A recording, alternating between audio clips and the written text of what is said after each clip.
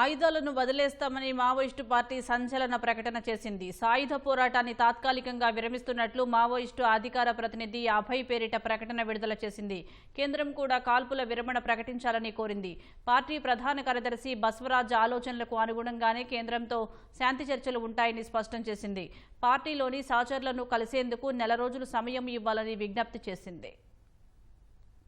ఆయుధాల్ని వదిలిపెట్టి సాయుధ పోరాటానికి తాత్కాలిక విరమణ పాటించాలని నిర్ణయించినట్లు మావోయిస్టు పార్టీ ప్రకటించింది.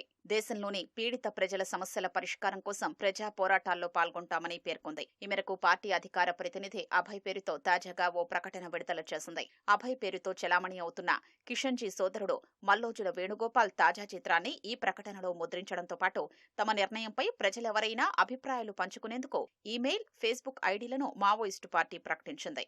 కేంద్ర ప్రభుత్వం తమ ప్రతిపాదనను అంగీకరించిన వెంటనే ప్రజలు తమ ఆలోచనల్ని పంచుకునేందుకు ఈమెయిల్ NAM-PET2025@gmail.com, ఫేస్బుక్ NAM-PETALK ఐడీలను తెస్తామని ప్రకటించింది. వాస్తవానికి మావోయిస్టులు గతంలో ఎన్నడూ ఇలా చేసిన దాఖలాలు లేకపోవడంతో ప్రకటనపై అనుమానాలు వ్యక్తమవుతున్నా నిఘా వర్గాలు మాత్రం ఇది నిజమైన ప్రకటన అనే అభిప్రాయపడుతున్నాయి.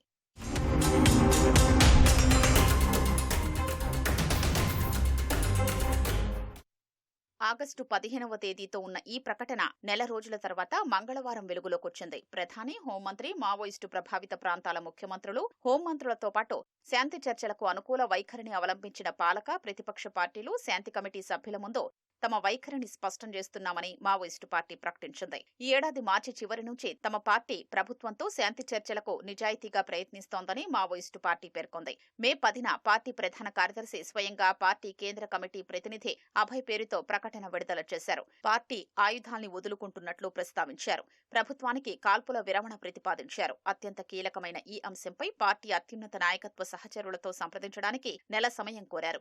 కానీ కేంద్రం అనుకూల వైఖరిని వ్యక్తం చేయలేదని పేర్కొన్నారు. బదులుగా సైనిక దాడుల్ని మరింత తీవ్రతరం చేసినట్లు చెప్పారు. పర్యవసానంగా మే 21న మాడ్లోని గుండెకోట్ సమీపంలో జరిగిన భీకర దాడిలో పార్టీ ప్రధాన కార్యదర్శి బస్వరాజ్ సహా 28 మంది మరణించారని తెలిపారు. బస్వరాజ్ ఆలోచనలకు అనుగుణంగా శాంతి చర్చలను ముందుకు తీసుకెళ్లాలని నిర్ణయం తీసుకుని పత్రికా ప్రకటన విడుదల చేస్తున్నట్లు చెప్పారు.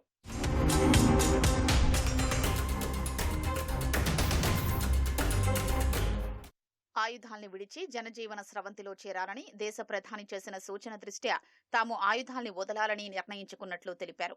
ఈ అంశంపై కేంద్ర హోంమంత్రి లేదా ఆయన నియమించిన ప్రతినిధి బృందంతో చర్చలు జరపడానికి తాము సిద్ధమని మావోయిస్టు పార్టీ పేర్కొంది.